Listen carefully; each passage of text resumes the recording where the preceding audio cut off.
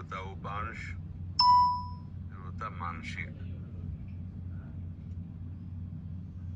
परा पश्यंती मध्यमा वैखरी, ये वाणी है जो हम बोल रहे हैं, वैखरी वाणी।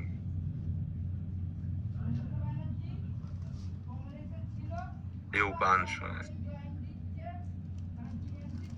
चल रहा है, ये मानसिक है। बिल्कुल शांत मन, शांत इंद्रियां, अब परावाणी से भजन हो रहा है। तो हमें अपनी स्थिति देखनी कि हमारा भजन कहां से कहां तक पहुंचा है। यदि हमारा थोड़ा मानसिक जप करने के बाद मन भाग रहा है तो हमें मानसिक जप पे ज्यादा नहीं टिकना चाहिए, हमें तुरंत वाचिक पर आना चाहिए। भाग रहा है ना, अब वो बनेगा नहीं सही। अगर हमारा मन थोड़ा हमें सहयोग कर रहा है तो उपांश जप में आ जाना चाहिए। ऐसे अब लग रहा है कुछ जप रहे, पर क्या जप रहे, कुछ लग रहा है ऐसा, मानसिक जप भी होता है। सामने मंत्र है, कान में सुनाई दे रहा है, आंख में एक एक अक्षर जमा हुआ है, और अंदर से परावाणी से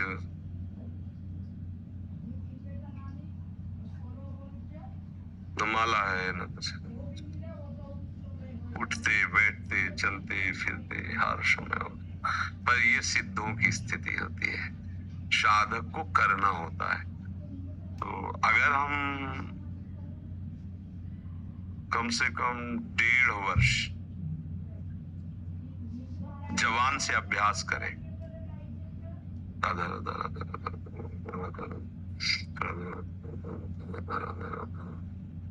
बिना प्रयास के उपांश चलने लगेगा। और अगर हम और कुछ समय उपांश का अभ्यास करें तो फिर मानसिक में स्थिति आने लगेगी। पर इतना करने में बीच में जो यात्रा बहुत घबराहट की है, जब पाप नष्ट होते हैं तो जलन पैदा होती है, नाना प्रकार के जो जिंदगी में कभी भी झगड़ा द्वेष अपमान हुआ होगा सब याद आएगा, सब जो पाप किए हैं वो सब सामने आए, क्योंकि भस्म होगा ना। और उस समय साधक को टिक पाना बड़ा कठिन होता है। अच्छा, जो कमजोरी रही वो तुम्हारे सामने उपस्थित हो जाएगी। जैसे आप काम, क्रोध, लोभ, मोह, मद, वही तुम्हें दबाना शुरू कर देगा, क्योंकि अब युद्ध शुरू हो गया ना।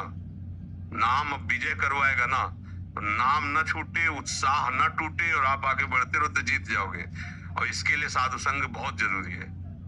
जैसे हम कहीं हार रहे हो और कोई हमारा विश्वास नहीं कह दे जीत गए जीत गए, अरे बस जीत गए, उठा पटक बस पटक, तो उसमें बल आ जाएगा। उसने दिया कुछ नहीं, वाणी से केवल बोला तुम निकल गए, घबराना मत, आप बस आगे निकल गए, आप निकल जाओगे।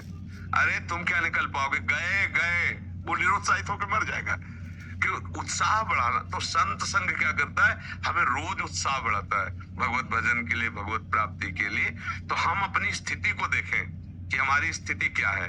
अगर कुछ मिनट हम जब शांत होकर जपते, फिर मन भाग जाता है, परेशानी, अभी हमारी मानसिक स्थिति नहीं, हमें उपांश में आना है, और उपांश में भी जी घबराने लगता है, परेशानी हो रही, तो नाम कीर्तन करना है, राधा वल्लभ राधा वल्लभ राधा वल्लभ श्री राधा। अनेक राग रागिनियों से इसीलिए हमने छूट दी है कि आप अनेक धुनियों में गाओ। संसारी आदमी है, तुम्हें पसंद है ये धुनी, उसी पसंद धुनी में राधा नाम लगाओ।